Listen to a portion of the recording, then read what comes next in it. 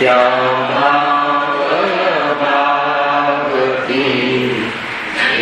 પ્રગટે નિજ ભાવ એ જયવંત રહો સદા એ જ મોક્ષ.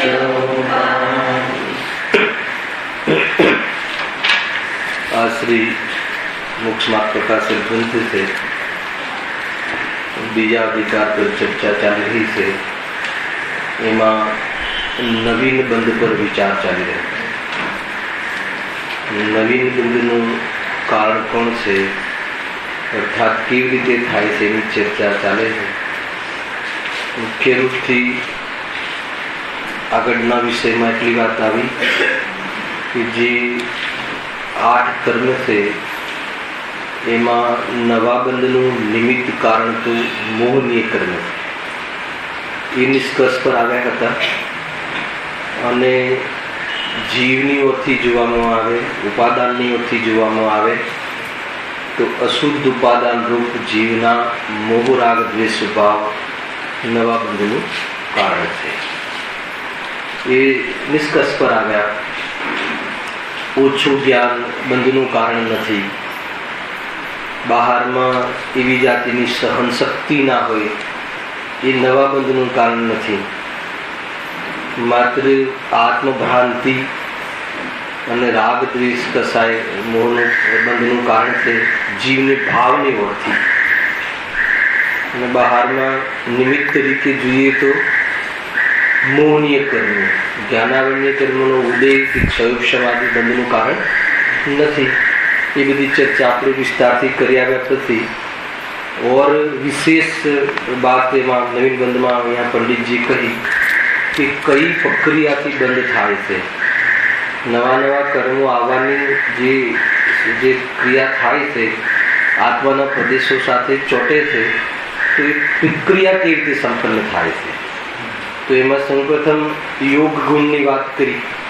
એની ચર્ચા આપણે અહીંયા થઈ ચૂકી. 4 પ્રકારના બંધ કહ્યા: પ્રકૃતિ બંધ, પ્રદેશ બંધ, સ્થિતિ બંધ અને ભાગ બંધ. એમાં આત્માના પ્રદેશો સાથે કર્મ પરમાણુનું, પૂતગલ પરમાણુનું આવવું એ પ્રદેશ બંધ છે. અને 8 પ્રકૃતિ, મૂળ પ્રકૃતિ અને બાકીની ઉત્તર પ્રકૃતિ, એમાં પરમાણુની વહેંચણી થઈ જવી, એનું નામ પ્રકૃતિ બંધ છે. અને આ બંધનું કારણ કોણ છે? આત્માના પ્રદેશોનું કંપન, અર્થાત યોગ ગુણનું અશુદ્ધ પરિણમન. અને યોગ ગુણનું અશુદ્ધ પરિણમનમાં નિમિત્ત કોણ છે? મન વચન કાયાની ચેષ્ટા. અને મન વચન કાયાનું મળવામાં નિમિત્ત કારણ કોણ છે? નામકરણ. વિષય ખ્યાલ આવે? આખો જેટલો વિષય થયો છે કુલ મળીને અહીંયા આત્માના યોગ ગુણનું અશુદ્ધ પરિણમન છે. કયા ગુણસ્થાન સુધી અશુદ્ધ પરિણમન રહે છે?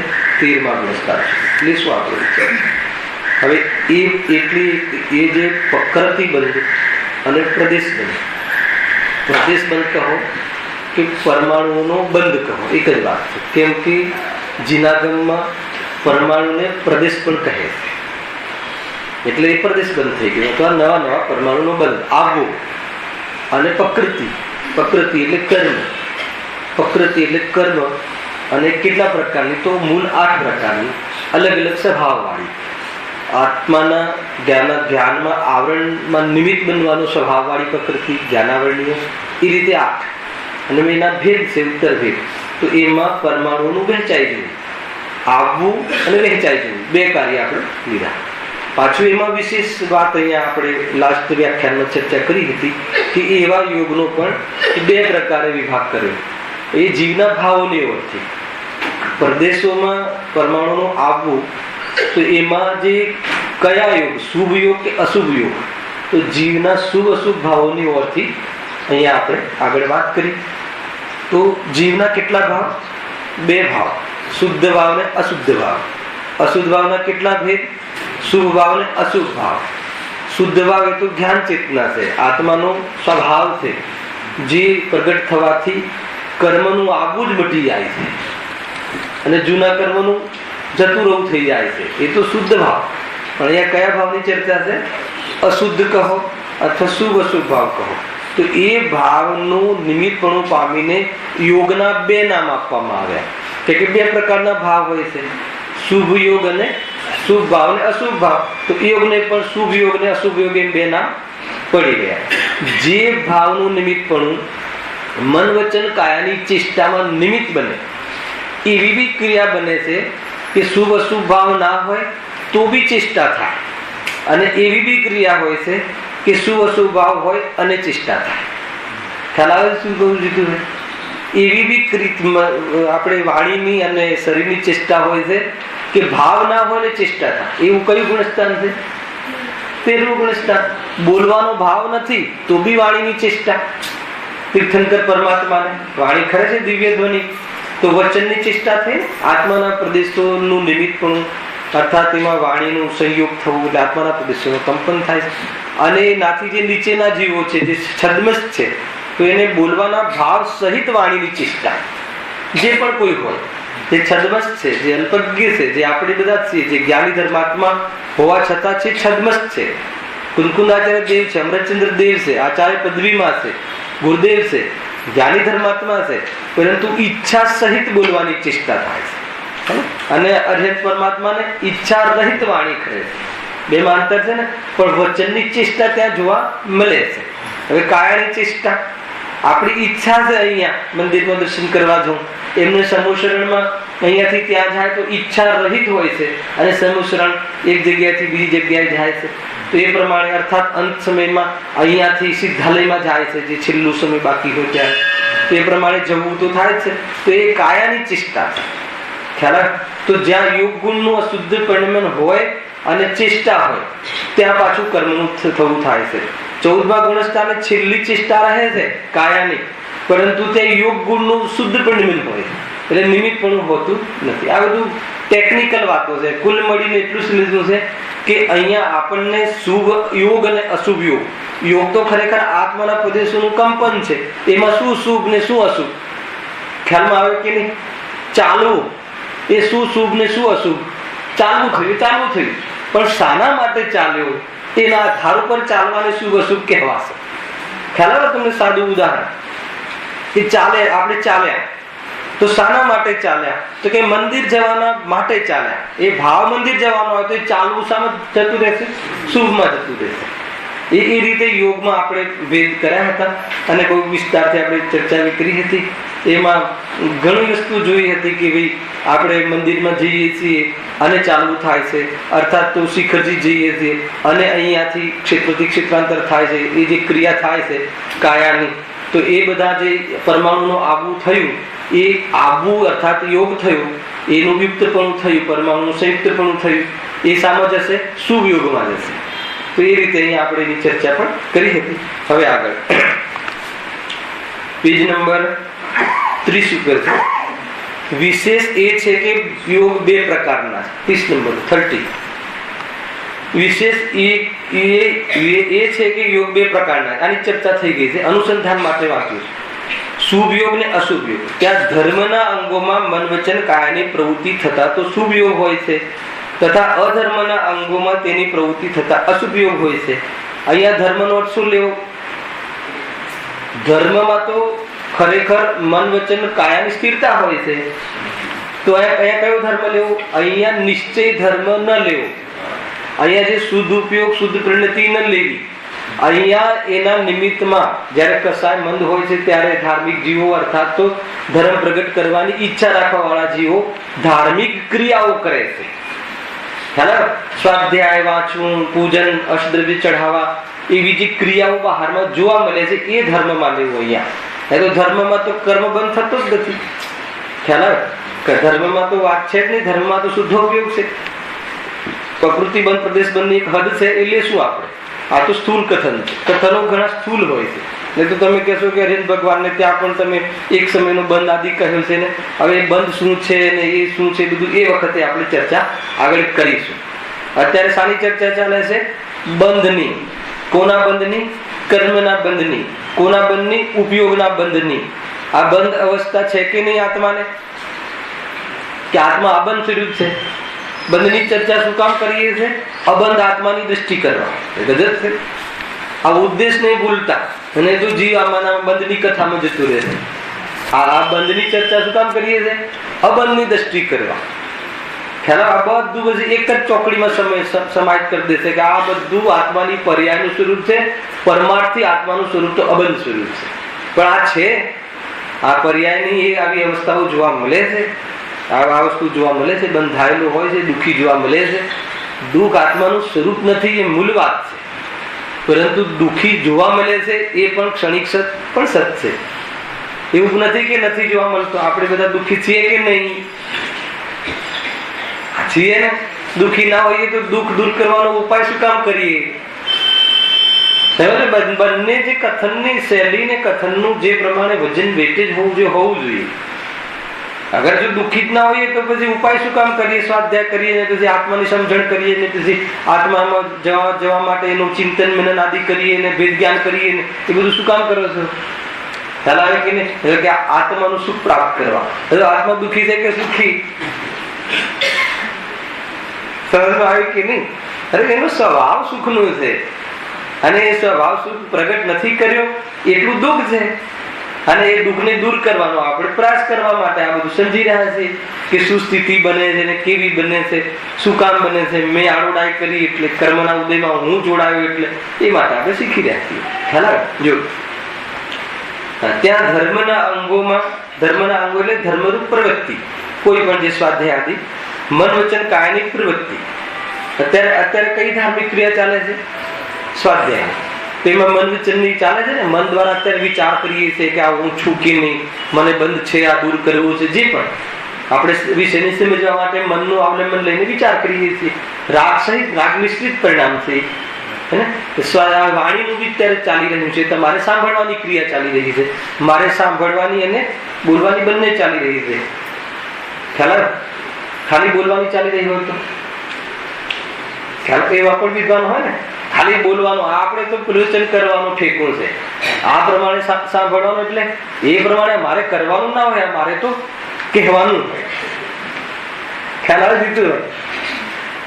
અરે કોઈ બી જે સંભળાઈને પણ સાંભળવાનું છે. એક વાર મેં કહ્યું હતું, સ્વાધ્યાયનો ભેદ છે. આપણે જયારે વક્તા શ્રોતાનું સ્વરૂપ આવ્યું હતું ને, યાદ કરો. કોઈ જે મને આમાંથી વાંચતો હોય અથવા સંભળાવતો હોય તો એ સંભળાવવું એની ડ્યુટી નથી. સંભળાવવું પણ સ્વાધ્યાયનો ભેદ છે. તમે વાંચીને માન લો કે તમે સમજો છો, હું સાંભળાવીને સમજું છું, પણ મૂળ ધ્યેય તો સમજવું છે, સ્વાધ્યાય કરવું છે ને. અગર એ જો ઉદ્દેશ જતો રહ્યો તો વાત કોરી રહી જશે.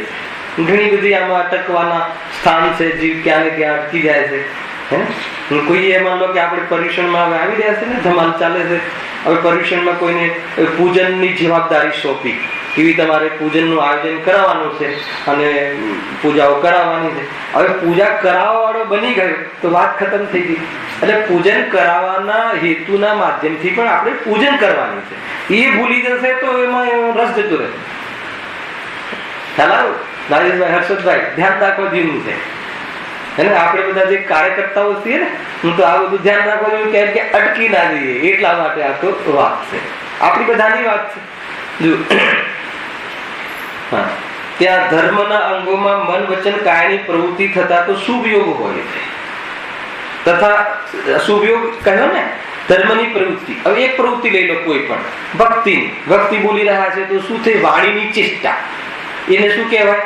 વાણીની ચેષ્ટામાં યોગ થયો ને, આત્માના પ્રદેશોનું ત્યાં એ સંબંધી જોડાવું થયું, એનું કંપન થયું, સ્પંદન થયું. હવે સ્પંદન થયું તો શું થશે? ધર્મ થશે, કર્મ ખરશે. શું થશે? ભક્તિ કરવાના માધ્યમથી સાંભળ્યું શાંતિ. જે વાણીની ચેષ્ટા થઈ એ વખતે આત્માના પ્રદેશોનું કંપન થયું, ત્યાં કર્મ ખરી જશે કે કર્મ આવશે? તો ભક્તિ કરવાનો ભાવ આશ્રમ છે કે સંવર છે? અને ભક્તિ કરવાની ક્રિયા જળ છે કે ચેતન છે? ને સાત તત્વનું ભેદ જ્ઞાન આપણે ભણી રહ્યા છે. બંધનો પાઠ પણ એમાં બી બધું જ છે, ભેદ જ્ઞાનના વિષયો છે. અચ્છા, એ કરવું કે ના કરવું? હવે કરવું કે ના કરવું? જો અહીંયા જીવ ફસાય છે. હવે એનો ઉલટો પ્રયાસ નહીં, હવે તો ભક્તિ કરવાનું કહ્યું છે તો આશ્રમ થાય છે તો ન કરવું. અરે એમ નથી. કરવું ન કરવું વાત જ નથી. એ બધું થયું એ વખતે જ્ઞાનની જાગૃતિ શું રાખવી? આપણું કામ જાગૃતિ રાખવું છે. આપણું કામ ક્રોધનો અભાવ કરવો કે ક્રોધ કરવો બે આપણા કામ નથી. રાગનો અભાવ કરવો અને રાગ કરવો બે આપણા કામ નથી. આપણું કામ તો જાણવું છે. અને કેવી રીતે જાણવું? યથાર્થ જાણવું છે. કેવી રીતે જાણવું? આત્મામાં અપનાપન કરીને જાણવું છે. વિજ્ઞાન પૂર્વક જાણવું છે. ભક્તિ ન કરવી કે કરવી બે વાત નથી. એ ભક્તિની ક્રિયા થઈ, ત્યાં ચેષ્ટા થઈ, ત્યાં રાગ આવ્યો. એ વખતે શું જુઓ, આ શું છે? આશ્રય છે. આ તો કર્મનું આવું થાય છે અને આ રાગ છે અને આ જડની ક્રિયા છે. તો આવી જે જાગૃતિ થઈ, આવી જે જ્ઞાનમાં જે નક્કી નિર્ણય થયો, એ જ્ઞાન જ્ઞાયકનું છે. અને એના આધાર ઉપર શ્રદ્ધા જો એમાં સમર્પિત થઈ જાય તો એ ધર્મ છે. હે ને? એ જ્ઞાયકમાં મોહી જાય અર્થાત જ્ઞાયકમાં આપણે તો થઈ જાય તો શું થઈ ગયું? અને જ્ઞાયકના વિકલ્પમાં મોહી જાય તો મિથ્યાત્વ. અને જ્ઞાયકમાં મોહી જાય કેમ કે મોહ કરવો આત્માનો સ્વભાવ છે. મોહ એટલે શું? એકત્વ. પરમ એકત્વ કરવો એવી ભાવ છે અને સ્વમ એકત્વ કરવો એ સ્વભાવ છે. એકત્વનું નામ એકત્વ મમત્વ બધું જ કરવાનું છે, કઈ છોડવાનું નથી. તમારે એકત્વ કરવાનું છે, મમત્વ કરવાનું છે, કર્તૃત્વ કરવાનું છે, ભોક્તૃત્વ કરવાનું છે. પણ ક્યાં કરવાનું છે? ખ્યાલ આવ્યો કે નહીં? પોતાનામાં એકત્વ, પોતાનામાં મમત્વ, આત્મા આત્માનો કરતા, આત્મા આત્માનો ભોગતા, પોતાનો આનંદ ભોગવવાનો છે. એ બધું તો કરવાનું જ છે. એ બધું આપણી પાસે તાકાત છે, પણ એ તાકાતને આપણે ઉલટી દિશામાં લગાવી છે. ખ્યાલ આવે ને? એ રીતે છે. હવે બસ જાગૃત રહેવું બહુ મુખ્ય પોઈન્ટ છે ભાઈ. આપણે ક્યાં અટકી જઈએ છીએ? મેં બતાવ્યું કે તો આશ્રવ છે, તો આશ્રવ છે, આશ્રવ છે. તો હવે મારે શું કરવાનું? તમે શું કરી શકો? આશ્રવથી જુદા આત્માને જાણી શકો, એને અજમાઈ શકો, એને અપનાવી શકો, એમાં આદર કરી શકો. બીજું કાંઈ ના કરી શકો નહીં. એકવાર એવો પ્રયાસ કરજો કે ભક્તિ નથી કરવી. એવો પ્રયાસ કરજો, બતાવજો આ પર્યુષણમાં. હે ને? પછી પર્યુષણ પછી મળીશું ને આપણે તો કે અમે પ્રયાસ કર્યો અને ભક્તિ ન કરી. એવું બને નહીં. એ તો ઉછળે તો ઉછળે. રાગ હોય તો બહારમાં એને સ્ટેજ મળી જાય તો નાચે બી ખરો. ખ્યાલ આવે કે નહીં? અંદરમાં રાગ આવે અને બહારમાં સ્ટેજ મળી જાય તો રંગ આવ્યા વગર રહે નહીં. પણ એ છે શું? એ જાગૃતિ રાખવી. બસ મુખ્ય વાત એ છે શું? તો કે આ રાગ છે, એટલી જડ ક્રિયા છે અને રાગના કારણે ઉપયોગ મારો ત્યાં લાગ્યો, એના કારણે કર્મનું આવું થયું, આ બધું થયું છે. ત્યાં કોઈ ધર્મ માનીને કે કોઈ પર્યુષણ કરવામાં બહુ ધર્મ કરી લીધો નાચી કૂદીને, તો એવું છે નહીં. સમજમાં આવે છે કે નહીં? બહુ મતલબ એક પ્રકારથી ચેતતા રહો, એનું નામ આત્મા છે. ચેત તો નર સદા સુખી કહે છે કે નહીં? લૌકિકમાં બી ચેતું. ચેતું એટલે શું? ભાનમાં રહેવું, સાવધાન રહેવું. થોડો એના પર વલણ ના આવી જાય, એમાં સ્વાદ ના લાગી જાય કે નહીં હું તો બહુ સરસ સ્વાધ્યાય કરાવું છું અને લોકો વાહ વાહ બી કરે છે. ગયો એ માર્ગમાંથી આવવાના અવસર ન રહ્યા. દીતુભાઈ ખ્યાલ આવે છે? સજવા જેવું છે ભાઈ. એ બધું કયો યોગ હતો? શુભ યોગ હતો. કેમ કે બધી કઈ ચેષ્ટા હતી? મન વચન કાયાની શુભ ભાવ સહિતની ચેષ્ટા.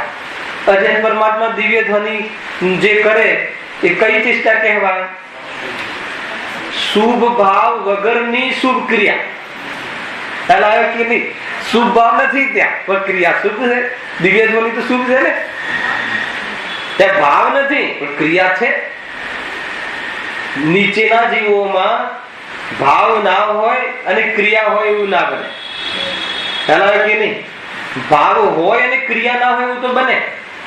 અને ભાવ હોય પણ તમારે બહુ ભાવ હોય ઉછળવાનું, નાચવાનું, પણ નાચવાનો ભાવ આવી ગયો પણ ક્રિયા સુધી ના પહોંચે ઉપયોગ, એવું તો બને. અને એવું પણ છે, સમજવાનો ટોપિક છે અને ટોનિક છે. ખ્યાલ આવે કે નહીં? કઈ રીતે કે એક ભાવ શૂન્ય ક્રિયા જોવા મળે છે એ પ્રમાદ વાળા જીવની. ભાવ શૂન્ય ક્રિયા એટલે ખબર છે કે જે ક્રિયા કરી રહ્યો છે એ ભાવ પણ ત્યાં ના હોય, મન બીજે નાચતું હોય અને ક્રિયા અહીંયા કરતું. એવું બધું અનબેલેન્સ અજ્ઞાનીના અને છદ્મસના જીવનમાં જોવા મળે છે. ભલે કે ના ભલે નાચતો હોય, કૂદતો હોય, પણ બીજી હોય સ્વાધ્યાયમાં અહીંયા ક્રિયા હા હા કરતો, એટલે હા હા હા એમ ગુરુદેવ બોલે ને ઘણી પ્રવચનમાં હાજી હાજી કરે. શું કહ્યું એમાં હાજી એ ભાવ એને ખબર જ ના હોય, કેમ કે એનો ભાવ બીજે ક્યાંય અને હાજી હાજી કરતા હોય એવું બને છે. ખ્યાલ આવે? હવે તો અમે બહુ પરીક્ષા કરીએ ક્લાસમાં, તો એમ બધાને પ્રશ્ન પૂછે ને હા હા કરવાની આદત પડી જાય તો પછી અમે એમ કહીએ કે ભાઈ પાપ આદિ એ 5 પંચપરમિષ્ટિના ભેદ છે. 5 પાપ પેલું પુરુષ આ ભૂલી ના હોય, ભાવે ખબર નહીં હા કહી દે. ખ્યાલ આવે કે નહીં? તો એને શું કહેવાય? ભાવ શૂન્ય ક્રિયા. એ અજ્ઞાની ની અને ભગવાનને બી ભાવ શૂન્ય ક્રિયા હોય છે. ભગવાનને કઈ ભાવ શૂન્ય ક્રિયા હોય? એને તો ભાવ જ નથી. એમને તો મોહરાગ નો અભાવ થઈ ગયો છે. હવે જે પણ ક્રિયા બાકી રહે છે સમૂષણ આદિની, દિવ્ય ધ્વનિની, એ ક્રિયામાં ભાવ તો કઈ હોતું નથી, મોહ ભાવ નથી હોતું. બધા એક સ્ટેપ સમજવા જેવા. ખ્યાલ આવે રાજુભાઈ? હા. તથા અધર્મના અંગોમાં તેની પ્રવૃત્તિ થતા અશુભ યોગ હોય છે. અધર્મ એટલે શું લેવું? અશુભ ભાવ. ખાવા પીવાની, નાચવાની, જે ભોગોની, વિષય ઇન્દ્રિયોની, 5 ઇન્દ્રિયોના ભોગની, એ બધી અધર્મ ક્રિયાઓ છે. એ બધા ધર્મમાં નિમિત્ત બનવા વાળી ક્રિયાઓ નથી, એટલે એને અધર્મ ક્રિયા કહી. અને સ્વાધ્યાય આદિ, મનન ચિંતન આદિ, વિચાર આદિ હે ને આત્માના ધર્મમાં નિમિત્ત બનવા વાળી ક્રિયાઓ છે, એટલે એને ધર્મ ક્રિયા કહી. પણ એ ધર્મ નથી. આ સ્વાધ્યાય શામાં નિમિત્ત બને? સ્વાધ્યાય શું કામ કરો છો? ને એટલું હું પૂછ્યું એટલું, સ્વાધ્યાય શું કામ કરો છો? આત્માનો અનુભવ કરવા માટે ને. સ્વાધ્યાયથી આત્માનો અનુભવ થાય તો બસ શું કામ કરો છો? એટલે તો બસ સ્વાધ્યાય કરો શું કામ? આત્માનું લક્ષ્ય જ કરો ને. હે સ્વાધ્યાય તો સ્વાધ્યાયથી આત્માનો અનુભવ થતો નથી. જે સ્વરૂપમાં છે સ્વાધ્યાય કરે છે. અત્યારે જે ડૂબેલા સ્વરૂપમાં, કોઈ મુનિલા જંગલમાં હોય, કોઈ અન્ય પોતાનામાં ડૂબેલા, તો પછી સ્વાધ્યાય શું કામ કરવું? તમારે નિમિત્ત આ નિમિત્ત છે. એટલે ધર્મની ક્રિયામાં સ્વાધ્યાય નિમિત્ત છે. ધર્મની ક્રિયામાં દુકાન ચલાવવું નિમિત્ત પણ નથી. હે ને?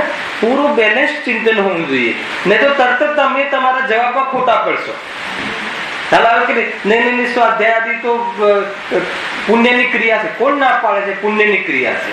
પણ એ સ્વાધ્યાય આત્માના ધર્મમાં નિમિત્ત છે.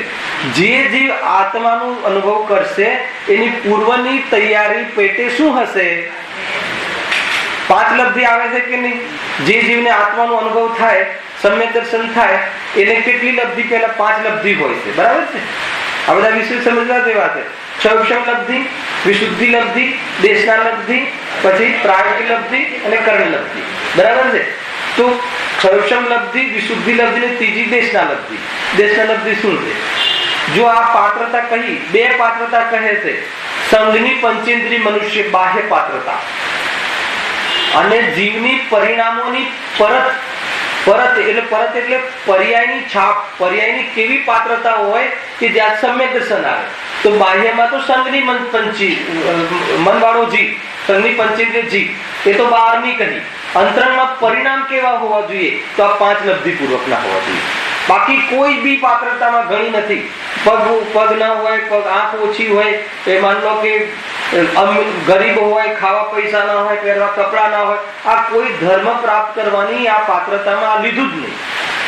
સ્ત્રી છે કે પુરુષ છે કે તિર્યન છે કે આડો છે કે ઉભો છે કે નારકી છે, લીધું જ નહીં. હાલ આવી નહીં તો આ લીધું, છતાં એ બધું છે આપણી પાસે, તો પણ આત્મદર્શન નથી. એ નોતી થઈ ગઈ, આત્મદર્શન નથી. આત્મદર્શનના પૂર્વ આ તૈયારીઓ હોય છે. તો ક્ષયક્ષમ લબ્ધિ એટલે એ જ્ઞાનનો ઉઘાડ જે છે, એ જ્ઞાનનો ઉઘાડ તો ક્ષયક્ષમ, પરંતુ એ આત્માના અનુભવ માટે તૈયાર થાય, એ જ્ઞાન અહીંયા લગાવવા તૈયાર થાય એવી જ્ઞાનની વિશુદ્ધિ. હજુ કર્ણાની હોતી તો ઓર ડીપનેસ વ્યાખ્યા છે. આપણે એટલું ડીપ નથી, સામાન્ય ભાવ સમજો. પછી વિશુદ્ધિ લબ્ધિ. વિશુદ્ધિ લબ્ધિ એટલે શું? કસાયો મંદ થવી. પેલામાં જ્ઞાન લગાવવા સંબંધી ઉપયોગનું વળવું. હવે બધે બહુ અહીંયા ધ્યાન લગાવીએ છીએ, અહીંયા ઉપયોગ લગાવીએ છીએ, તો ઉપયોગ બધેથી નિવૃત્ત થઈ અને સ્વરૂપનો વિચાર કરવાની તૈયારી વાળું જ્ઞાન. હવે વિશુદ્ધિ એટલે કસાયોની મનતા. કસાય ગમવી ના જોઈએ એવી જાતિની પણ નથી. આ બે તો આત્માની વાત સાંભળ્યા પહેલાનું પોત હોય છે અને કોઈને આત્માની વાત સાંભળ્યા પછી થાય, પણ આ પોત હોવું જોઈએ. ત્રીજું દેશના લબ્ધિ. હવે એ સ્વાધ્યાય આવ્યું. ખ્યાલ આવે કે એ નંબર છે, એના વગર આત્મકલ્યાણ થાય નહીં અને એનાથી આત્મકલ્યાણ થાય નહીં. તમને ખ્યાલ આવે કે નહીં? હવે એના વગર એટલે શું કે જે પણ જીવને આત્માનુભૂતિ થશે એને ભગવાનની દેશના પ્રમાણે દેશના લબ્ધિ, પોતાના જ્ઞાનની એવી ઉપલબ્ધિ થઈ હશે. ભલે શાસ્ત્ર સ્વાધ્યાયની વાત નથી. દેશના જેમ કે એક દ્રવ્ય બીજા દ્રવ્યનું કરે નહીં, એ આવું કોણ બોલે? ભગવાન. તીર્થંકરની વાણી સિવાય આવી વાત ક્યાંય આવે જ નહીં. ખ્યાલ આવે કે નહીં? એક દ્રવ્ય બીજા દ્રવ્યનું કરે નહીં. અને જીવ સ્વતંત્ર છે, આત્મા આનંદ ગુણોનો પિંડ છે, રાગ આદિ પરે આત્માનો સ્વભાવ નથી, કોઈ દ્રવ્ય કોઈ દ્રવ્યના આધીન નથી. આવી વાત કોણ કરી શકે? તીર્થંકરની વાણી. બરાબર છે. હવે તમને પોતાને એવું થયું, તમે એક સફેદ વાળ જોયો માથાનો અને એ નક્કી કરી લીધું કે અરે એક પદાર્થને હું એક વાળને કાળો ન રાખી શક્યો, પર પદાર્થનું વર્ણન કરાવી શકતો નથી, એનું ટકાવી શકતો નથી, એવી જે ઉપલબ્ધિ થઈ, આવી વાત કોણે કરી? ભગવાને. એ દેશના થઈ. એ ભગવાનની વાણીને દેશના કહે છે. અને એ પ્રમાણે લબ્ધિ થઈ. લબ્ધિ એટલે પ્રાપ્તિ. ક્યાં? આપણી શ્રદ્ધા, મંદ શ્રદ્ધામાં, મોહ મંદ પડવાના કાળમાં આપણા વિકલ્પાત્મક શ્રદ્ધામાં કે નહીં એક દ્રવ્ય બીજા દ્રવ્યનું કરી શકતો નથી, તો એ આપણામાં ઉપલબ્ધિ થઈ. ખ્યાલ? તો દેશના નિમિત્ત બની અને આ દેશના લબ્ધિ એ મારી પર્યાયની પવિત્રતા પૂર્વની. હજુ આત્માનુભૂતિ નથી. એના પછી પ્રાયોગિક લબ્ધિ એટલો અંદરમાં પ્રયોગ ચાલે અને કસાયો એટલી મંદ પડે કે કર્મોની સ્થિતિ અંતકોડાકોડી થઈ જાય, સત્તામાં ને સત્તામાં ઘટી જાય ને અનુભાગ ફળ ની બધું આવશે આગળ. અને પછી અપૂર્વ ત્રિકરણ કરી અને ગ્રંથિ તોડીને આત્માનુભૂતિ કરી લે છે. તો સમ્યક દર્શન પહેલા આ જ ક્રમ હોય છે, આ સિવાય બીજો ક્રમ હોતો નથી. આજે એક વાત આવી હતી ગુરુદેવના પ્રવચનમાં, કોઈને ખ્યાલ હોય તો. શું આવ્યું ખબર છે? કે શાસ્ત્ર બહુ વાંચવા અને બહુ સાંભળવું એનું નામ સ્વાધ્યાય નહીં. આજે આવ્યું હતું. એવો ઉપયોગ નથી. સ્વાધ્યાયના અવલંબનમાં રહે અને બહુ સાંભળવાના અવલંબન રહે એને અમે ઉપયોગ જ કહેતા નથી. આજે આવ્યું હતું ને. હવે એક બાજુ એ જ ગુરુદેવ એમ કહે કે 2-4 કલાક સ્વાધ્યાય ન કરે તો અમે એને આત્માથી કહેતા નથી. હવે કઈ રીતે તમે બેલેન્સ કરશો? બે વસ્તુ ગુરુદેવે કહી છે ને. હવે એમાં અર્થ કાઢો, એનો ભાવ કાઢો. ખ્યાલ આવે છે કે નહીં? ગુરુદેવ જ કહે છે ને 2-4 કલાક જેના જીવનમાં સ્વાધ્યાય ના હોય અને એ તો આત્માથી જ નથી. તો એ આત્માથી લક્ષણ છે, આત્માનું લક્ષણ નથી. એ આત્માનો વૈભવ નથી. એ આત્માથી, આત્માને જેનું પ્રયોજન છે એને બહારમાં આવું દેખાય, પણ એ આત્માનો વૈભવ નથી. એ તો એના માધ્યમથી સ્વરૂપમાં ઠરી જાય, એ આત્માનો વૈભવ છે, એ આત્માની પ્રવૃત્તિ છે. શુદ્ધોપયોગ આત્માનું લક્ષણ છે, શુદ્ધોપયોગ આત્માનું કર્તવ્ય છે. એ આગળના બોલમાં આવશે. ઉપયોગના 5 બોલ ફરીથી લીધા ને તમે, અને આપણે અહીંયા એક વાર ચર્ચા કરી ચુક્યા છે હમણાં ગયા રવિ શનિવાર. સમજમાં આવ્યું કે નહીં? એટલે સ્વાધ્યાય આદિ કોઈ કયું કારણ છે? શુભ ભાવ નિમિત્ત છે. એ નિમિત્ત કારણ છે. એ તો આત્માની અનુભૂતિમાં નિમિત્ત બનવામાં સ્વાધ્યાય નિમિત્ત બનશે. દુકાન ચલાવવાનું સ્વાધ્યાય આત્મામાં નિમિત્ત નહીં બને. ખ્યાલ આવે? અને આત્માની અનુભૂતિ સ્વાધ્યાયના આશ્રય નહીં થાય, આત્માના આશ્રય થશે. આખી વાત પૂરી સમજવી. કોઈ એક વાત અધૂરી સમજશો તો પછી તરત તમારામાં જ આવશે. તમે માન લો કે દીકરાઓને સમજાવો સ્વાધ્યાયથી તો કઈ આત્માનું કલ્યાણ થતું હશે, અને પછી ક્યાં જાઓ છો બા? તો કે સ્વાધ્યાયમાં જઈએ. હવે તમારી જ વાત તમારાથી ખંડિત થશે જો તમે એની અપેક્ષાઓ નહીં સમજો છો. તરત કોઈ હોશિયાર છોકરો હશે તો શું કહેશે કે તમે તો એમ કહો સ્વાધ્યાયથી કાંઈ ના થાય. તો હવે શું જવાબ છે? તો તમારા પૂરું બેલેન્સ્ડ હોવું જોઈએ. બેલેન્સ નહીં હોય તો પોતાને બી અંદરમાં, નહીં તો પૂર્વા પર જે કહે છે ને કે એ ખંડિત ના થવું જોઈએ કથન.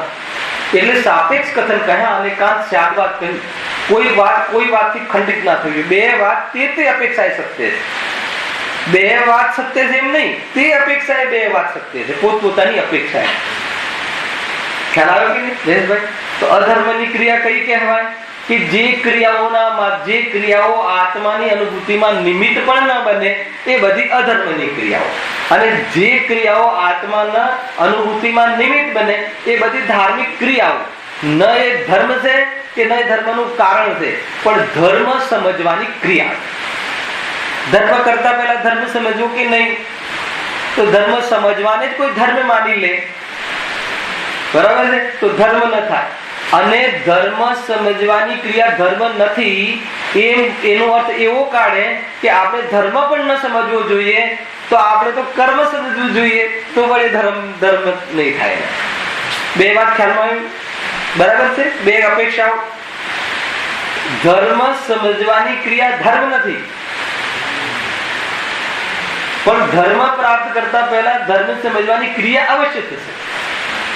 બંને બેલેન્સ ખ્યાલ આવે છે કે નહીં? તો એટલા માટે અહીંયા ધર્મ અને અધર્મ ક્રિયા કહીને ધર્મના અંગો અથવા ધર્મ ક્રિયાઓ મન વચન કાયા. ને તો ધર્મ તો એને કહેવાય કે મન વચન કાયાથી નિવૃત્ત, ઉપયોગમાં કોઈ વિકલ્પ જ નહીં. ખરેખર ધર્મ તો એ જ છે, શુદ્ધ ઉપયોગમાં રહેવું, મસ્તીમાં રહેવું, આનંદમાં રહેવું, વિકલ્પ જ નહીં, નિર્વિકલ્પ દશા, શુદ્ધોપયોગ, સ્વાનુભૂતિ, એ બધા ધર્મ છે.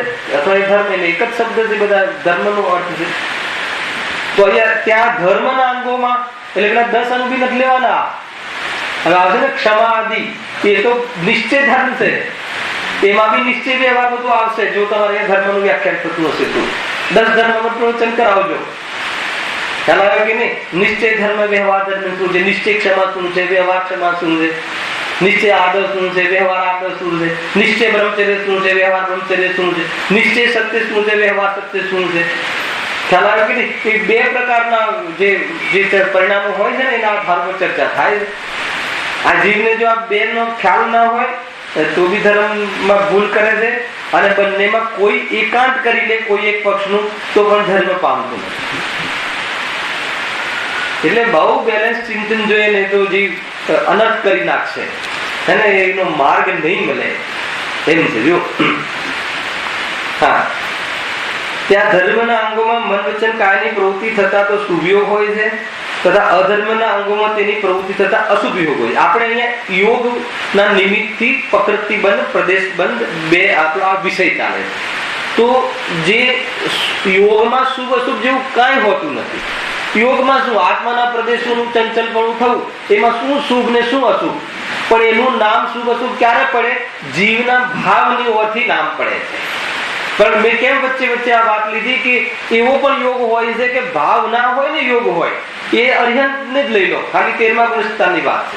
પણ બાકીના જે જીવો છે નીચે, જે 11, 12, 13 લઈ લો, નીચે જે જીવો છે 10મા ગુણસ્થાનથી બધા, એને શુભ યોગ અશુભ યોગ હોય છે. એમાં પણ મુનિરાજને એને શુભ યોગ જ હોય છે. ગ્રસ્ત જીવનમાં જ્ઞાની ધર્માત્માને શુભ યોગ અશુભ યોગ બંને હોય છે. અજ્ઞાનીને પણ શુભ યોગ અશુભ યોગ બંને હોય. એવું નથી કે જ્ઞાનીને શુભ અશુભ યોગ હોય છે, અજ્ઞાનીને પણ શુભ અશુભ યોગ હોય છે. માનો અહીંયા કોઈ મિથ્યા દ્રષ્ટિ બેઠો છે, સમજી લો, તો એને આ કયો યોગ છે? શુભ યોગ છે, બરાબર છે. હવે માનો કે જમવાની પ્રવૃત્તિ કરશે તો કયો યોગ છે? અશુભ યોગ. હવે કોઈ સમ્યક દ્રષ્ટિ અહીંયા બેઠું છે, એને કયો યોગ છે? શુભ યોગ. પછી દુકાને જશે, જાય કે ના જાય? સમ્યક દ્રષ્ટિ દુકાને જાય કે ના જાય? ખ્યાલ આવે કે નહીં? તો એ કયો યોગ થઈ ગયો? અશુભ યોગ. તો ગ્રહસ્થ જીવનમાં શુભ અશુભ યોગ બંને હોય.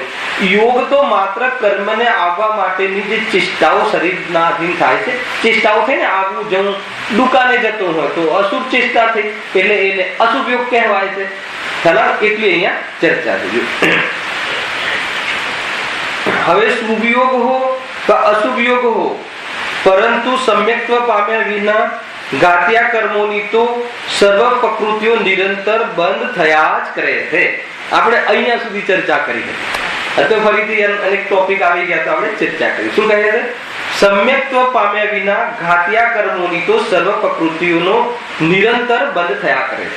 હવે પ્રકૃતિ કેટલી? મૂળ 8. સમજો થોડું. એમાં મૂળ ભાગ ભેદ કયા? ઘાતી ને અઘાતી. બરાબર છે? ઘાતી પ્રકૃતિ જે છે એ પાપરૂપ છે કે પુણ્યરૂપ છે? નિયમથી પાપરૂપ છે. બરાબર છે? આત્માના સ્વભાવનો ઘાત કરવામાં નિમિત્ત બને એવી જે ચાર પ્રકૃતિ છે, જ્ઞાનાવરણી, દર્શનાવરણી, અંતરાની, મોહનીય, એ કઈ છે? પાપ પ્રકૃતિ એકાંતે. એમાં પાપ પુણ્યના ભેદ પડતા નથી. અહીંયા કહે છે કે સમ્યક્ત્વ વિના તો ઘાતી કર્મની ચાર પ્રકૃતિનો નિરંતર બંધ થાય છે. હું શબ્દ બોલું છું, બરાબર સાંભળજો. સમ્યક્ત્વ વિના. સમ્યક્ત્વ વિના કેમ લીધું? કે સમ્યક દ્રષ્ટિને કઈ આમ તો 42 પ્રકૃતિ જે હોય છે સમ્યક દર્શન પછીની બંધ વિચુક્તિ થાય છે. આપણે એટલું ડીપ નથી જતા. બહુ મોટો ઇતિહાસ છે જીવનો, પણ આપણે મોટું સમજી લેવું છે. એવું ટેન્શન બી નહીં કરતા કે કઈ 42 હશે. બહુ ઉપયોગ લાગે અને સમજવાનો ભાવ આવે તો કર્ણનિયમનો વિષય છે, છતાં બહુ બુદ્ધિ ના આવે તો આપણે મોટું સમજીને પણ આપણે આત્મકલ્યાણ તરફ લાગી શકીએ. અહીંયા કોઈ ડિપ્રેશન કે ટેન્શનની વાત નથી. પણ જે વિષયો છે, કોઈ જીવને વિશે ઉત્સાહ હોય તો ક્યાંથી વાંચવું એ વાંચી શકે છે. અને વાસ્તવમાં ઉત્સાહ હોય પણ બુદ્ધિ એટલી ના હોય તો બહુ ચિંતાનો વિષય નથી. ખ્યાલ આવે કે નહીં? ચિંતાનો વિષય જરા પણ નથી. પૂર્ણ સુખ પામી શકશે એ જીવ પણ. હે ને? એટલે માની લો કે કઈ સમ્યક્ત્વ વિના ચાર પ્રકૃતિનો તો નિરંતર બંધ થાય, અને સમ્યક દ્રષ્ટિને ચાર ઘાતી નથી બંધ થતા. ચાર ઘાતીમાં મોહનીય પ્રકૃતિમાં દર્શન મોહનીયનું બંધ થતું નથી. કે એને શ્રદ્ધા સમ્યક થઈ ગઈ છે. દર્શન મોહનીય ક્ષાયક સંકિતિ હોય તો દર્શન મોહનીયનો ક્ષય થઈ ગયો. એટલે એ પ્રકૃતિ જ નથી અને એને એવી જાતિનો ભાવ પણ નથી. પણ બાકીની દર્શન મોહનીય સિવાય બાકીની જે ચાર પ્રકૃતિ છે, ચારિત્ર મોહનીય, જ્ઞાનાવરણીય, દર્શનાવરણીય, અંતરાય, એને પણ બંધ પડ્યા રાખે. ખ્યાલ આવે છે કે નહીં? કુલકુલ દેવ હોય તો હે ને? સૈનિક રાજા નેક્સ્ટ 24 ના પ્રથમ તીર્થંકર હોય અત્યારે તો અત્યારે જ્યાં છે ત્યાં તો આ ચાર બંધ. એટલે કઈ નથી પડતી? દર્શન મોહનીય કર્મનો બંધ નથી પડતો. મોહનીયના બે ભેદ છે ને, દર્શન મોહનીય. દર્શન મોહનીય શું કરે?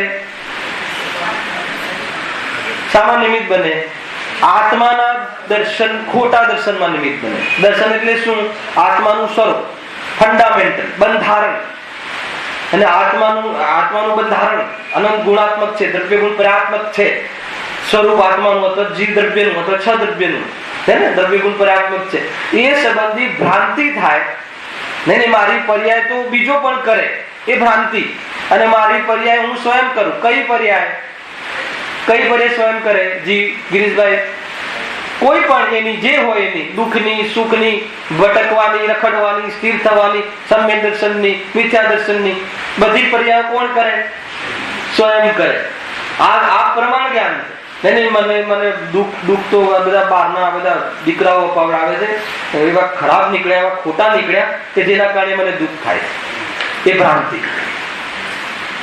ભ્રાંતિ. અને હું સ્વયં મારો માની બેઠો હતો દીકરાને, એટલે મને દુઃખ થતું હતું. હું પર્યાયમાં દુઃખી થયો છું. તો એ શું થયું? પ્રમાણનું દ્રવ્ય. ભ્રાંતિ રહિત પોતાના દુઃખનો પર્યાયમાં પોતાના માટે સ્વીકાર કરવો. એ પછી પણ એ જે દુઃખ થાય છે એ તો રાગનું છે, સ્વભાવ નથી. તો એમાંથી પાછો સ્વભાવ શોધ્યો. આ પ્રક્રિયા છે. અને આપણે આપણા દુઃખનું કારણ પરને માનતા રહેશું તો અંદરમાં સાચું સુખનું કારણ અને સાચા દુઃખનું કારણને આપણે નહીં પામી શકીએ.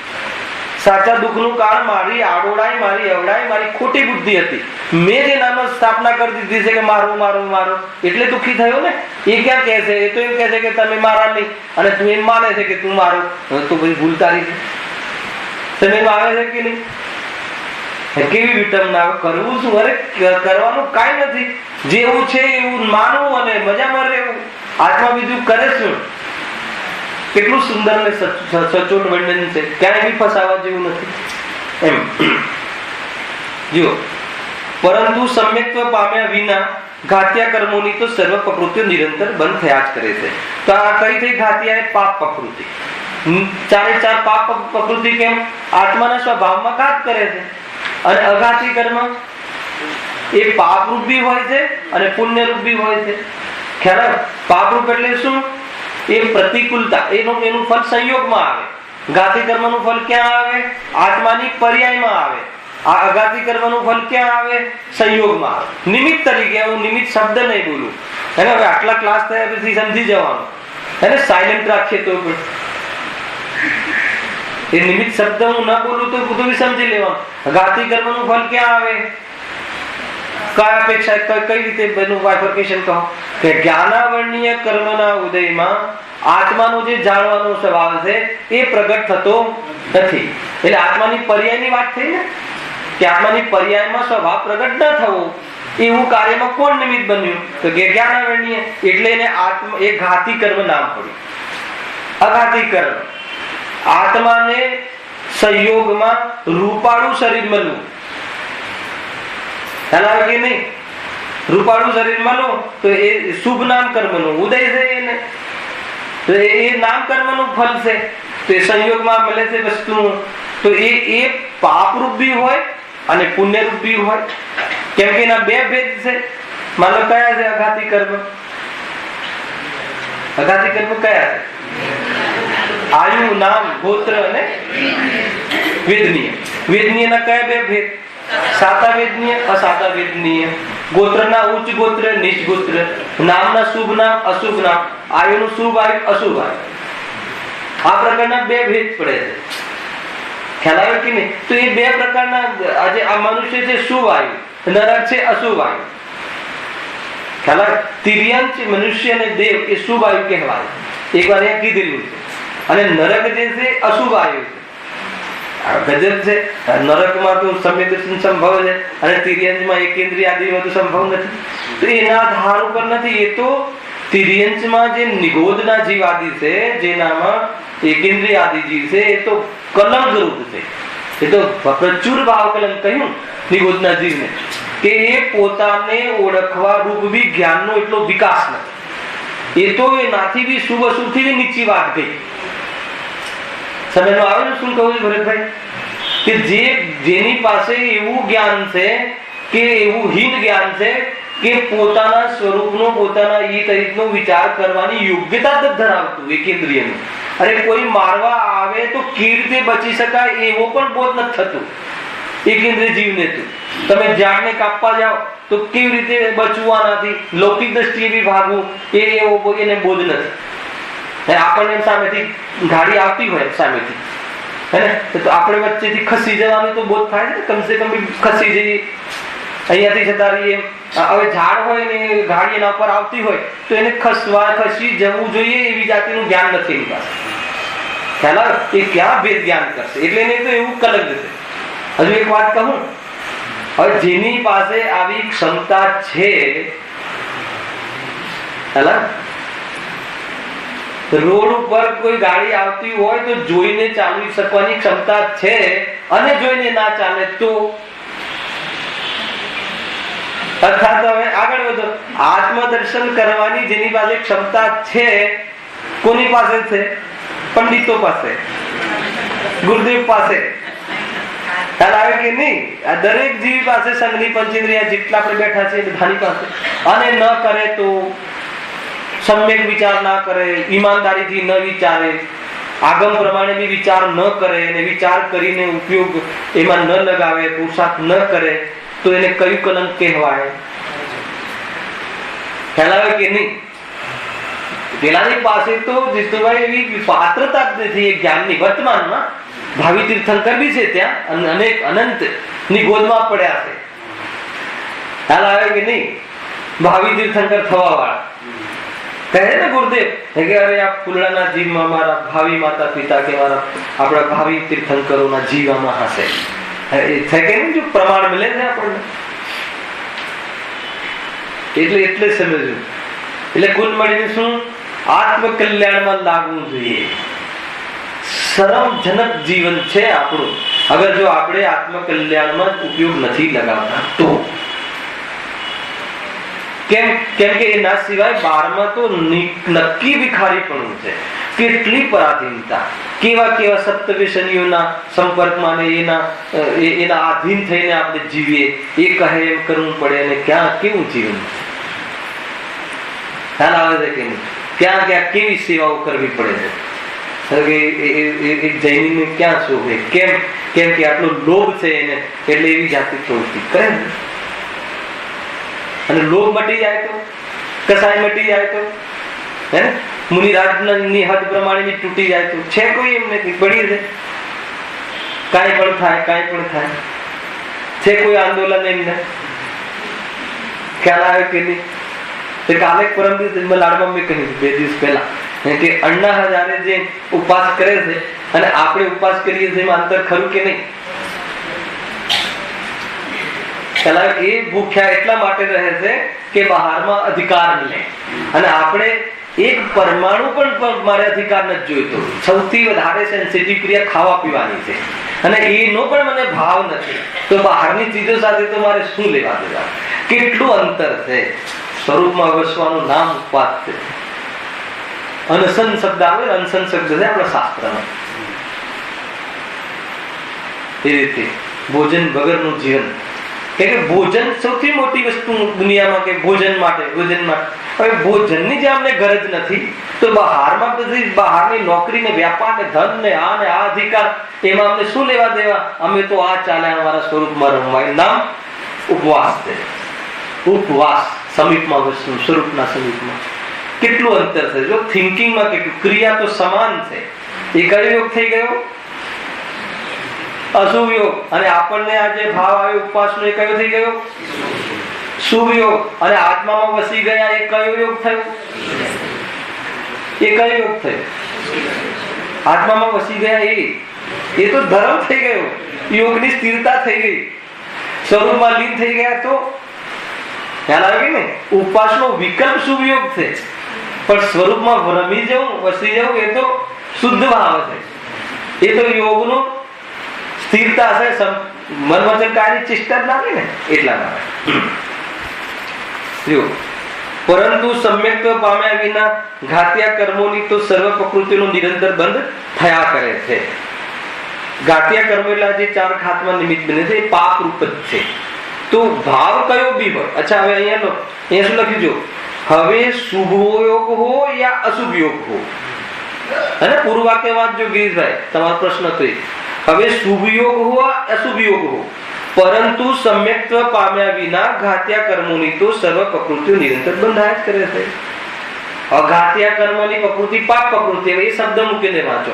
શુભ યોગ હો યા અશુભ યોગ હો, પરંતુ સમ્યક્ત્વ પામ્યા વિના ઘાત્યા કર્મોની તો સર્વ પાપ પ્રકૃતિઓનો નિરંતર બંધ થયા જ કરે છે. આગળ શું લગાવ્યું? શુભ યોગ હો યા અશુભ યોગ હો. સમજમાં આવે છે? ભાવ શુભ છે, અને પ્રકૃતિ આવે છે કઈ? પાપ પ્રકૃતિનો બંધ પણ થાય છે. એટલે કેમ કે ઘાતિયા તો નિયમથી પાપ રૂપ જ છે. હવે શુભ ભાવ થાય છે તો પછી પુણ્ય પ્રકૃતિનો બંધ થશે કે નહીં? તો કે અઘાતી કર્મમાં બે પણ સાથે પડે છે. ખ્યાલ આવે કે નહીં? માન લો કે મને સ્વાધ્યાય કરવાનો ભાવ છે, શુભ ભાવ, બરાબર છે. આ વખતે માની લો કે મારું મિથ્યાત્વ ચાલી રહ્યું હોય. મિથ્યાત્વ હું હોય તો બોરીવલી વાળા સમજે, તો ક્યાંથી સમજે? તો પેલો સિક્કો જાનો લાગ્યો, મિથ્યાત્વ. તે કઈ પ્રકૃતિ છે? પાપ પ્રકૃતિ, ખાતી. અને એ તો તમને તો જણાય પણ નહીં, અને બીજાને તો એમ લાગે કે કેટલા શુભ ભાવ છે આ ભાઈને, પણ પ્રકૃતિ પાપ, ઘાતી કર્મમાં. હવે અઘાતી કર્મમાં કઈ બંધાશે? શુભ ભાવ છે, 5 ઇન્દ્રિયના વિષયોનો ભોગ આદિ નથી, તો શુભ ભાવ છે, તો એ શુભ પ્રકૃતિ સાતાવેદની કર્મનું બંધ પડશે. શુભ આયુનો, અત્યારે આયુનો બંધ પડે તો શુભ આયુનો બંધ પડશે. અત્યારે જે ગોત્ર બંધાઈ રહ્યું હશે, એ શુભ ગોત્ર બંધાઈ રહેશે. ખ્યાલ આવે કે નહીં? શુભ નામ બંધાઈ રહેશે. તો એ બધું શુભ પ્રકૃતિ. એટલે કઈ બંધાઈ? પાપ અને પુણ્ય પ્રકૃતિ બે બંધાઈ. ભાવ કયો? શુભ. હવે અશુભ લઈ લો. અશુભમાં શું બંધાશે? પેલા તો મિથ્યાત્વ, જો સમ્યક દર્શન નહીં હોય તો, બરાબર છે. એટલે ખાવાના ભાવમાં તો આના જેવી તો કોઈ ચીજ જ નહીં. સુખ તો બસ આમાં જ છે, હે ને? એ રીતે ભોજનના ભાવ, ભોજનની ક્રિયામાં સુખ બુદ્ધિ. હવે એ થોડી ખબર છે કે આ સુખ બુદ્ધિથી ખાય છે, કે શાનાથી, કે મજબૂરીથી ખાય છે, કે ખાડો ભરવા ખાય છે, કે શાના માટે ખાય છે. અને એ પેલા અંદરનો સુખ બુદ્ધિ, એ તો મિથ્યા. ખ્યાલ આવે તમને? એ થઈ ગઈ પાપ પ્રકૃતિ. અને ભાવ કયો દેખાય છે ને? ખાવાનો ભાવ, અશુદ્ધ ભાવ છે, એટલે એ બી પાપ. એટલે બે પાપ સાથે બંધાય. આ તો ખાલી મિથ્યાત્વ જ કીધું. પણ માનો કોઈ મિથ્યા દ્રષ્ટિ નથી. હવે ભારે પડશે. મિથ્યા દ્રષ્ટિ સમ્યક દ્રષ્ટિ છે. કોણ કોને સમજાવી શકે? તો પણ પ્રભુ તમારે તો સ્વરૂપમાં રહેવા જેવું હતું ને. તો એટલાથી આત્માથી દૂર રહેવામાં જ્ઞાનાવરણ કર્મનો બંધ પડે છે. એટલો પ્રમાદ આવ્યો તો દર્શનાવરણ કર્મનો બંધ પડે છે. ખ્યાલ આવ્યો કે નહીં? એક જ છે, સ્વરૂપમાં રમવું જોઈએ. ચાઈ ચમકીથી થઈ રહ્યા તો પણ શું? સ્વરૂપમાં રમવું એ કાર્ય હજુ એટલો પુરુષાર્થ નથી. એ તો મોક્ષ નહીં થાય. ઘરમાં રહીને પણ સામ્યક ચાઈ ચમકીથી હોય તો પણ શું થઈ ગયું? સમજમાં આવે છે કે નહીં? સમ્યક દર્શન થી સમાપ્તિ નથી થતી. સમ્યક દર્શન થી અનંત સંસારની સમાપ્તિ થઈ જાય છે, જે અનંત હતો એ. પરંતુ જે અલ્પ સંસાર છે એનો અભાવ કરવા માટે ચારિત્ર અર્થાત રાગનો સંપૂર્ણ અભાવ અર્થાત તો પૂર્ણ વિતરાગતા થાય છે. ત્યારે નવો જન્મ નથી મળતો. પૂર્ણ વિતરાગ ના થાય ત્યારે કોઈ બી જ્ઞાની ધર્માત્મા કુંદકુંદ દેવ હોય કે ગુરુદેવ હોય, ભાવ મળ્યો ને બીજો, સ્વર્ગમાં ગયા. કુંદકુંદ દેવ બી સ્વર્ગમાં ગયા. અગર જો પૂર્ણ વિતરાગતા પ્રાપ્ત કરી હોય તો ક્યાં જાય? જે છે કરનાર યોગનું એક એક પરિણામ, એના શું ફળ હોઈ શકે? જ્ઞાની તો એમ માને છે. હા, આમ જ છે. કુંદકુંદ દેવને જઈને પૂછો, પ્રભુ શું થયું? બસ કે આ ભરત ક્ષેત્રમાં એને 5 પરમાગમ લખવાનો ભાવ આવ્યો હતો, એનું ફળ ભોગવી રહ્યા. ખ્યાલ આવે કે નહીં? એનું ફળ ભોગવી રહ્યા એટલે શું? એટલે આ સ્વર્ગમાં આવી ચડ્યા. અહીંયા આવવાનો અમારું લક્ષ્ય નહોતું, પરંતુ આત્માનું લક્ષ્ય છૂટ્યું હતું એટલી વાર. હવે એના લક્ષ્યનું આ ફળ મળ્યું છે. હજુ કેવી જાતની જ્ઞાનીની દ્રષ્ટિ તો જેમ છે એમ સાચી વાત તો સાચી વાત કહે. સ્વર્ગમાં કેમ ગયા કુંદકુંદ દેવ? આ બધું લખવાનો ભાવ આવે પ્રવૃત્તિ સાથે. હવે કરવું જોઈતો તો કે નતો કરવું જોઈતો? હવે એમને કરવા ન કરવાની વાત જ નથી. અરે આ ભાવ જે છે એ મારું મોક્ષનું બાધક ભાવ છે, આત્માનું સ્વરૂપ નથી, એવી જાગૃતિ રાખે. તો પણ આવ્યા વગર રહ્યો નહીં ને, એનું ફળ આવ્યા વગર રહ્યું નહીં, તો એમાં એ જોઈ સ્વામિત્વ લેતા નથી, એમાં મહિમા નથી. અહીંયા કેટલો આનંદ લઈ રહ્યા હતા અહીંયા હતા ત્યારે. હાલ હવે શું કહું છે? 3 ચોકડી કસાઈનો અભાવ એટલો આનંદ લઈ રહ્યા હતા, અને અત્યારે 1 ચોકડી કસાઈનો આનંદ લઈ રહ્યા છે. હજી આનંદમાં ઘટાડો થયો કે વધારો થયો? ઘટાડો પણ નથી આનંદ તો કે બઢા. સમજો, શુભ ભાવ ની પણ સજા છે. લાગે શુભ ભાવ ની સજા? આનંદ ઘટ્યો એ સજા નથી. અરે ખરેખર તો એ જ સજા છે આપણને. નહીં સ્વર્ગમાં ગયા ને, અહીંયા જંગલોમાં રહેવું, ત્યાં તો ત્યાં મહેલોમાં રહેવું. અરે એ સજા લાગે છે જ્ઞાનીઓને. ખ્યાલ આવે છે કે નહીં? સોચમાં અંતર છે ને, દ્રષ્ટિમાં અંતર છે કે નહીં? બહુ જબરદસ્ત વાત કરી. જૈન ધર્મ એટલો સૂક્ષ્મ ને એટલો સચોટ, સંપૂર્ણ સચોટ, એના સિવાય બીજું કોઈ સત્ય હોય જ ના શકે. ને ખ્યાલમાં આવે છે કે નહીં? આ તો સંપૂર્ણ ખ્યાલમાં આવે છે. પૂજ્ય પણ જે હતું એ પંચ પરમેષ્ટિ માંથી નીકળી ગયા. સ્વર્ગમાં જતા ને પેલા પંચ પરમેષ્ટિ માં ગણાતા હતા. કુંદકુંદ દેવ નવલોય સિદ્ધ સાવણ હે ને, મુનિ અવસ્થા. હવે નવલોય સાવણ માં પણ ન રહ્યા. સમજવા જેવું છે ભાઈ. પણ આપણે ક્યાં છીએ જોડે વિચાર કરી લેવા. ત્યારે એ વ્યક્તિને ની પોઝિશન તો આપણી પોઝિશન, આત્મદર્શન ના હોય એની પોઝિશન શું? એ તો દૂર દશા છે. એ તો પોઝિશન જ નથી. એટલા માટે શું કરી લેવું? ત્વરાથી પોતાના સ્વદ્રવ્યના ગ્રાહક બનો. શ્રીમદજી કહે ત્વરાથી રક્ષા કરો, રત્નત્રય પ્રાપ્ત કરો, ભાવ મરણ ટાળો. હર સમયમાં આપણા ભાવને પેદા ન કરવા રૂપ પુરુષાર્થ કરીએ છીએ. ઉદ્યમ ખોટો કે પર્યાયમાં અતિન્દ્રિય સુખ જ જાણે નથી લેવું મારે તો, અને એવી જાતિનો પ્રયાસ કરીએ છીએ ને. સ્વરૂપમાં સ્થિર ન થવાય એવા જ ઉપાય કરીએ છીએ ને બહારમાં. તો એ આપણા પર પેલા તો દયા કરો, સ્વયં પર પેલા કરુણા તો કરો, એમ આચાર્ય દેવ કહે. સમજવા જેવું છે. હા, વાત ક્યાં હતી? પરંતુ સમ્યક્ત્વ પામ્યા વિના ઘાત્યા કર્મોની તો સર્વ પ્રકૃતિનું નિરંતર બંધ થયા જ કરે છે. ઘાત્યા કર્મો સમજમાં આવ્યું? આગળ કોઈ પણ સમય કોઈ પણ પ્રકૃતિનો બંધ થયા વિના રહેતો જ નથી. કોઈ પણ સમય, ચાહે શુભમાં હોય કે ચાહે અશુભમાં હોય. ખાલી સ્થૂલ કથન અપેક્ષાએ શુદ્ધ ભાવ હોય ત્યારે બંધ થતો નથી, એ બી સ્થૂલ અપેક્ષાએ. પૂર્ણ શુદ્ધ ભાવ ના હોય ત્યારે પણ બંધ થયા રાખે છે. હાલ શું કહું છું? પૂર્ણ શુદ્ધ ભાવ ના હોય ત્યાં સુધી, 10મા ગુણસ્થાન સુધી શુદ્ધોપયોગમાં હોય ત્યાં સુધી અબુદ્ધિપૂર્વકની જેટલી કસાય બાકી છે એનો બંધ પડ્યા રાખે. કેવી જાતિની ચેષ્ટા! કેમ કે પરિણામનું જે ફળ આવે એ તમે માનો કે નામનું એ છે.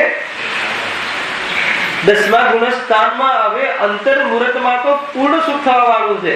4 ઘાતિયામાંથી મોહનીય કર્મ, જે દુઃખનું કારણ, બંધનું કારણ જતું રહેવા વાળું છે, એ મોમેન્ટ પહેલા બંધ થાય છે. જ્ઞાન આવે તો કેટલો બંધ થાય છે? બસ એટલો જ. હવે અંતર મુહૂર્ત બાકી છે એટલો જ, પણ એટલો બંધ થાય છે. જેવા સ્વરૂપની એકાગ્રતા વધીને પૂર્ણતા થઈ અને આ બાજુ એ ઘાતી કર્મમાં મોહનીય કર્મ આખું ઉડી ગયું, ક્ષય થઈ ગયું. ખ્યાલ આવે કે નહીં? અને રંચ માત્ર પણ અબુદ્ધિપૂર્વકની પણ ખામી ન રહી પરિણામમાં, અને પૂર્ણ 12મા ગુણસ્થાને પૂર્ણ સુખી બની ગયા. ક્ષીણ મોહી 12મું ગુણસ્થાન. ગુણસ્થાન ભણવા જેવું છે. એમાંથી બહુ ક્લેરિટી આપશે. 4થા ગુણસ્થાનનું તમે સ્વરૂપ સમજો ને તો પ્રશ્ન જ ના રહે, કેમ આમ ને કેમ આમ. ગ્રસ્તદશામાં જે સમ્યક દ્રષ્ટિ જીવો રહેતા હોય છે, અવૃત્તિ સમ્યક દ્રષ્ટિ, એના જીવન વિશે આપણે બહુ પ્રશ્નો ઉઠાવીએ છીએ, બહુ આગળ ઉઠાવીએ છીએ. એને અત્યારે એકવાર કહ્યું હતું જીતુભાઈ તમને, અત્યારે રામ અહીંયા હોય, એ ઓછી કોઈ હોય અને મળદું લઈને 6 મહિના ફરે તો તમે એને સમ્યક દ્રષ્ટિ કહો? હે? આ તો છૂટ મળી ગઈ રોવા ધોવાની. અરે એમ નથી. આ તો આરામ, જયારે રામ ને આમ થયું તો મારે તો મને તો આવું થાય ને, હાય તો બા ન થાય એટલા માટે નથી કહ્યું. ઔદિક ભાવ, એવા રાગ ભાવ અને સમ્યક દર્શનમાં અંતર છે. એ ચારિત્રની એવી દશા છે અને દ્રષ્ટિ સમ્યક દર્શન જુદી વાત છે. ક્યારેક લેશું એના ખુલાસા કરીશું. એને હવે આવતીકાલે આપણે આગળ વધવાનું છે. આજે નેક્સ્ટ અઘાતી પ્રકૃતિના આધાર પર ખાલી વાંચી લઉં છું 2 લીટી.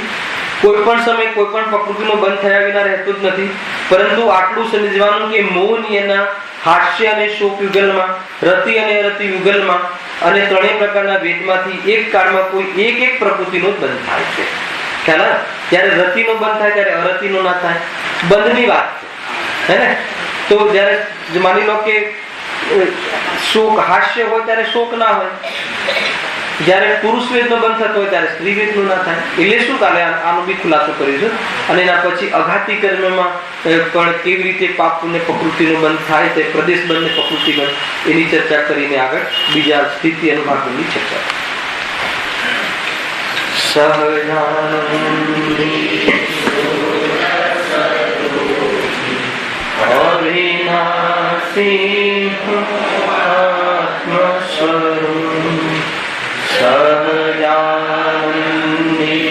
શુદ્ધ સ્વરૂપી હરિનાસી આત્મ સ્વરૂપ.